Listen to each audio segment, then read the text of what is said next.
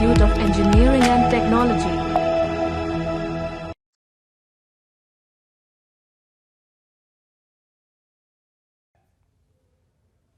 Hello students. So in the discussion of matrix algebra in our syllabus of mathematics 1, now we are going to consider our second part, which is after row echelon and reduced row echelon form, known as inverse of the matrix. We'll see two main parts in this particular talk.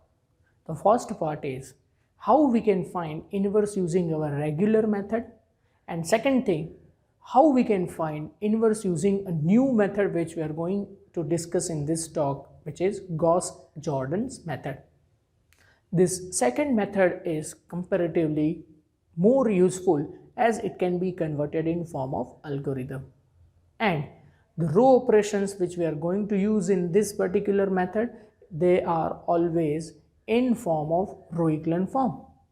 So ultimately remember one thing, in this talk we are ultimately following the rules of row echelon form somehow, but it will help you to find inverse of the matrix in a very easy way. So let us consider this technique of Gauss-Jordan elimination. So let us start this discussion of matrix algebra. So in matrix algebra, we are going to discuss inverse by Gauss-Jordan method.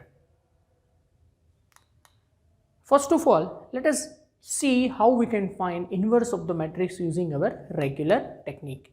We can find inverse of any square matrix A which is with non-zero determinant, also known as non-singular matrix, with this definition: A inverse equal to 1 upon determinant of A into adjoint of A. This simply means that we are finding adjoint of the matrix A and we are dividing it by determinant. Now, what is Gauss-Jordan method and how we are applying this method to the matrix? Suppose matrix A is a given matrix of order n. Consider one more matrix of nth ordered and which is identity matrix. Identity matrix is again a square matrix in which all diagonal entries are 1 and off diagonal entries are 0. It is known as multiplicative identity in the matrix algebra.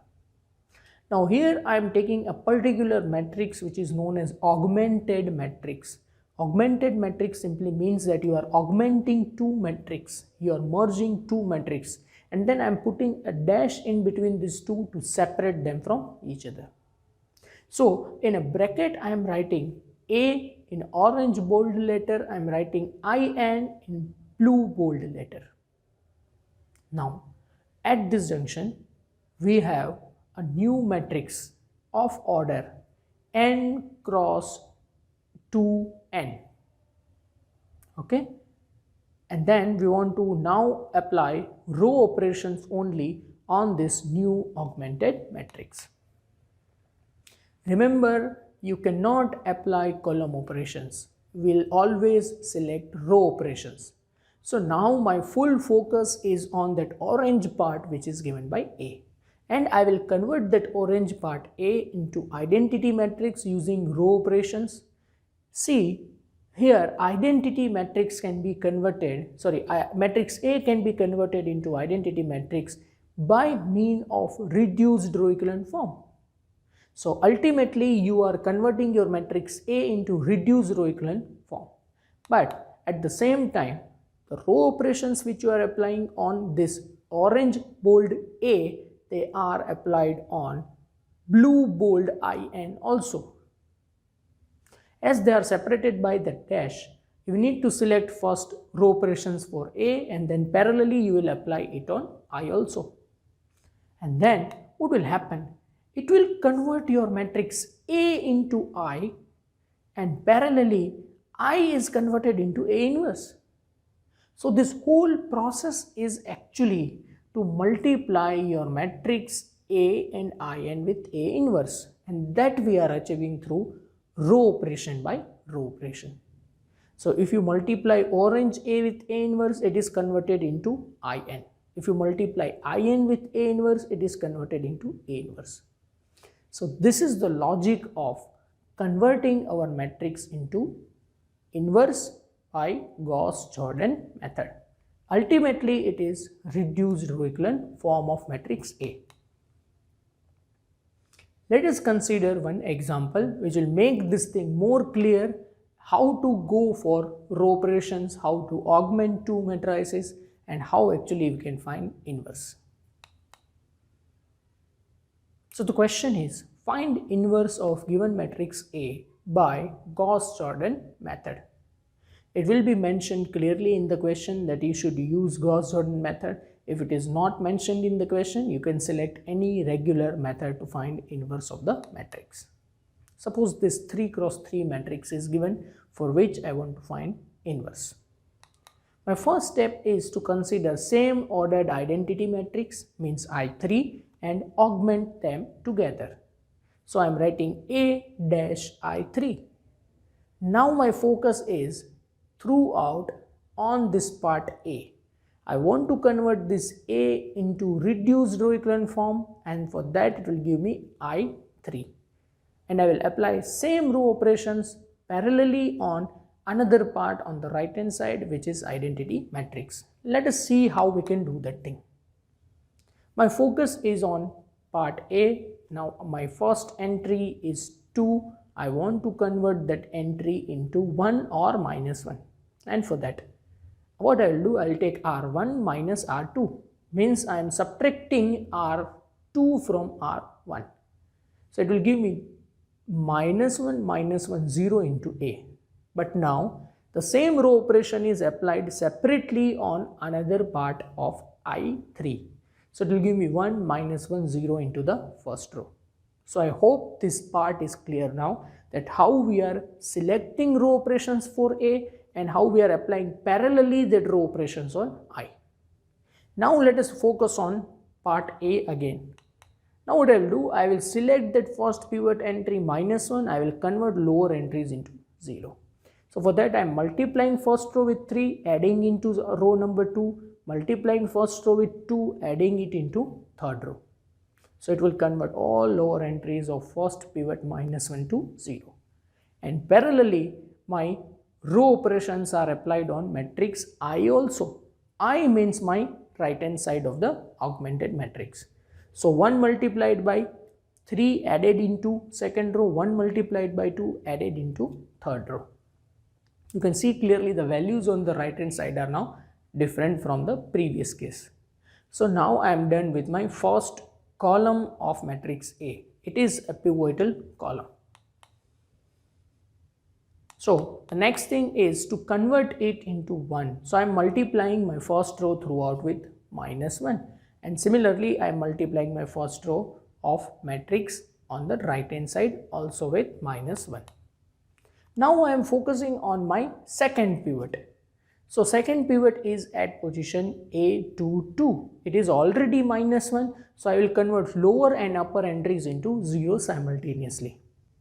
So I will multiply it by minus 1, I will add it into 3, I will multiply it by 1, add it into row number 1. So it will convert upper and lower entries into 0. Same row operations applied on the right handed matrix, and it will convert your upper row into 2, minus 1, 0, lower row into minus 1, 0, 1. This is how the values on the right hand side are changing, and our focus is throughout on this left-handed matrix. Now focusing on our third pivot, which is at A33. It is already 1, upper entries are already 1. So I am simply subtracting row 3 with row 1 minus row 3, row 2 minus row 3. So it generates the upper values to be 0. And parallelly I am applying same row operations on the right hand side also.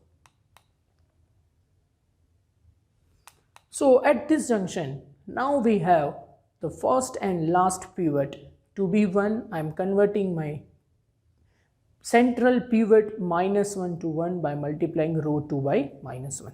So this is how I converted my matrix A on the right hand side into identity matrix using the trick of reduced row echelon form.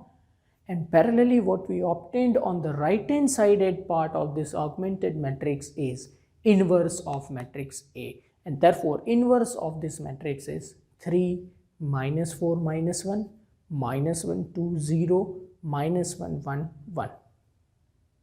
So I hope this part is clear now. Now at this point, I want to give you a simple task. Try to figure out how to develop algorithm for this technique. If I will give you a square matrix, you will develop a code through which you can find inverse of the matrix using Gauss-Jordan's method. The same thing you can apply for any n-dimensional matrix also. Remember one thing, inverse of the matrix is very much useful whenever you want to again come back to the regular space. The role of inverse is always regarding the reverse process. As we know that matrix will transform you from one space to another space, inverse will again transform you from that new space to original space. So I hope all of you considered this technique, Gauss-Jordan method, and you have gone through these all steps. If you have any doubt, you should again revise the video, go through this technique step by step, and follow one thing, that is converting matrix A into reduced row echelon form. So I hope now it is clear how to use row echelon form and for the reduced row echelon form to convert our matrix into inverse of the matrix. So we discussed two main parts, how to go for the augmented matrix, how to select row operations, and how to convert matrix A into identity matrix on the left hand side. Parallelly, it will give you inverse on the right hand side by Gauss-Jordan method. Thank you.